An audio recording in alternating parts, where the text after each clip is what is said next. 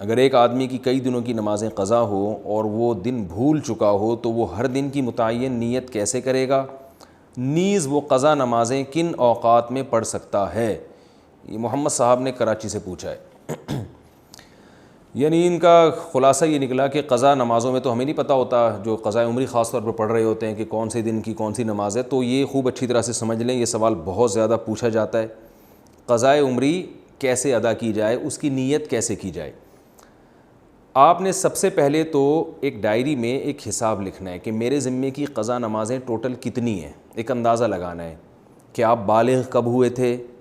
اور اس کے بعد کون سی نمازیں آپ پابندی سے پڑھتے رہے ہیں، کون سی پابندی سے چھوڑتے رہے ہیں۔ جمعے کی نمازیں تو اکثر لوگوں نے پڑھی ہوتی ہیں۔ اس طرح ایک ظاہر 100% نتیجے تک تو آپ نہیں پہنچیں گے، ایک لم سم اندازہ لگا کے ایک غالب گمان جس طرف جائے آپ نے ایک ڈائری میں نوٹ کر لینا ہے کہ جی میری اتنے سال کی فجر کی نمازیں، اتنے سال کی ظہر کی نمازیں، اتنے سال کی عصر کی، اتنے سال کی مغرب کی، اتنے سال کی عشاء کی، اور وطر بھی مستقل ایک نماز ہے۔ نبی صلی اللہ علیہ وسلم کی صحیح حدیث ہے ان اللہ زادکم صلاۃ الا وہی الوتر، اللہ نے ایک اور نماز کا اضافہ کر دیا جو کہ وطر ہے۔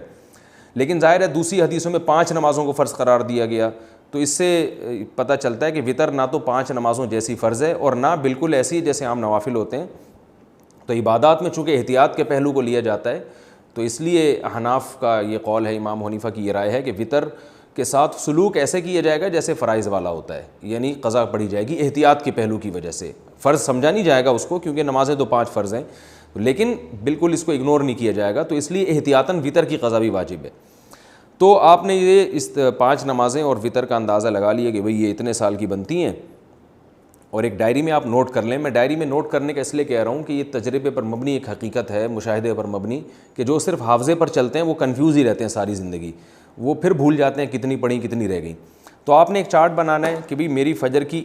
جیسے سال کی اتنے سال کی نمازیں تو اتنے مہینے اتنے دن، وہ دنوں کے آپ نے کاؤنٹ کر کے لکھ لینا کہ جی میری فجر کی مثال کے بعد 256 نمازیں رہتی ہیں، یا 356 یا 1256 نمازیں میری فجر کی رہتی ہیں۔ تو آپ نے ایک لکھ لیا اس کو، پھر ظہر کا لکھ لیا، عصر کا لکھ لیا، مغرب عشاء اور وطر کا لکھ لیا آپ نے۔ اس کے بعد جب آپ پڑھنا شروع کریں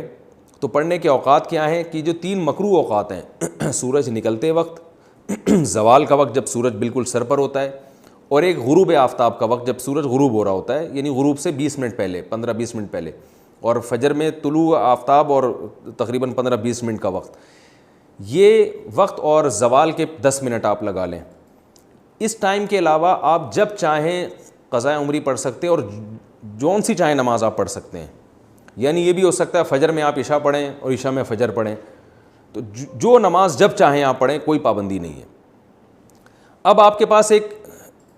چیز آ جائے گی سامنے کہ میری فجر کی اتنی ہے، ظہر کی اتنی، عصر کی اتنی، مغرب کی، عشاء کی اور وطر کی اتنی۔ اب آپ کو یہ بھی اختیار ہے، چاہیں تو آپ فجر کے ساتھ فجر پڑھ لیں، ظہر کے ساتھ ظہر پڑھ لیں، عصر کے ساتھ عصر پڑھ لیں، اور اپنی ڈائری میں اس کو مائنس کرتے جائیں، کہ کیونکہ بعض دفعہ جوش چڑھتا ہے، آپ قضاء عمری پڑھنا شروع کرتے ہیں اور پھر کچھ دنوں میں جوش ٹھنڈا ہو جاتا ہے، آپ بھول جاتے ہیں، پھر کچھ دنوں بعد دوبارہ جوش آتا ہے تو آپ کو یاد ہی نہیں ہوتا کتنی پڑھی تھی میں نے، تو وہ ساری زندگی آپ کنفیوز رہتے ہو، بھی شیطان کو موقع مل جاتا ہے سستی پیدا کروانے کا۔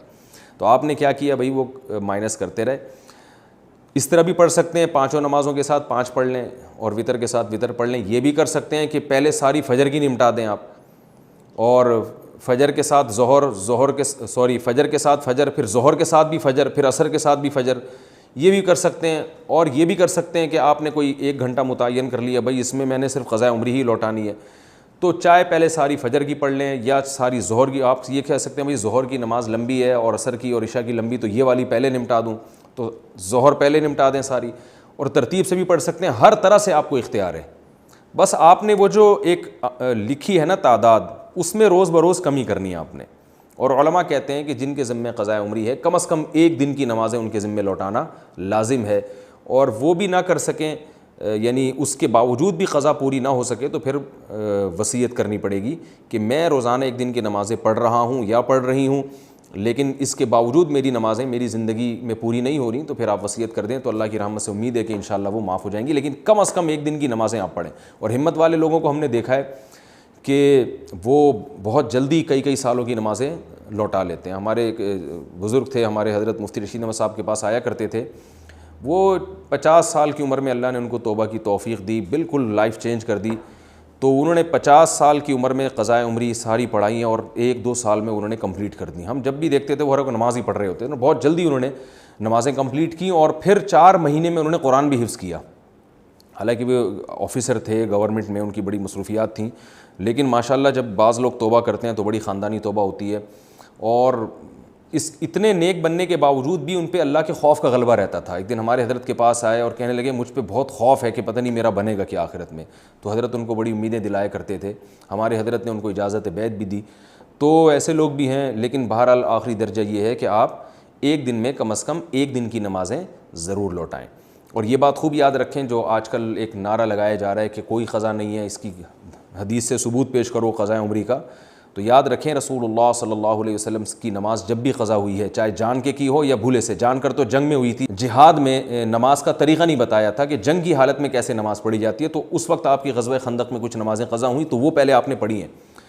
تو یہ پوری امت کا اجماعی مسئلہ چلا آ رہا ہے, حتیٰ کہ ابن تیمیہ رحمہ اللہ تعالیٰ جو بعض مسائل میں اجماع امت سے انہوں نے اعراض کیا ہے, ان کا بھی یہی قول ہے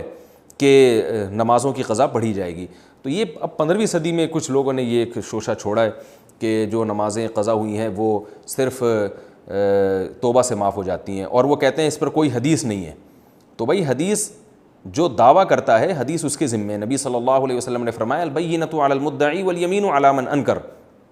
کہ دلیل اس کے ذمے جو دعویٰ کرتا ہے. نمازیں جب قضا ہوتی ہیں تو آپ یہ دعویٰ کر رہے ہیں کہ وہ قضا کیے بغیر صرف توبہ سے معاف ہو جائیں گی, تو آپ کے ذمے دلیل ہے. ہم تو حدیث میں جب بھی دیکھتے ہیں جب بھی نماز قضا ہوئی ہے توبہ کافی نہیں سمجھی گئی ہے, اس کو قضا بھی کیا گیا ہے. تو نماز ہو یا روزہ ہو آپ کو قضا بہرحال کرنی پڑے گی. اس پر میں تفصیل سے کلپ ریکارڈ کروا چکا ہوں دلائل قضاء عمری کے, وہ میں دوبارہ ابھی اس کو ریپیٹ نہیں کروں گا. تو مسلمان کو چاہیے توبہ کرے اور جتنی نمازیں اس کے ذمہ باقی ہیں وہ جلد سے جلد ادا کرنے کی کوشش کرے. طریقہ میں نے آپ کو بتایا. ہاں نیت کیسے کریں گے؟ نیت آپ نے ایسے کرنی ہے کہ جب آپ فجر پڑھ رہے ہیں تو آپ یہ نیت کریں گے بھائی میرے ذمے جتنی فجر کی نمازیں ہیں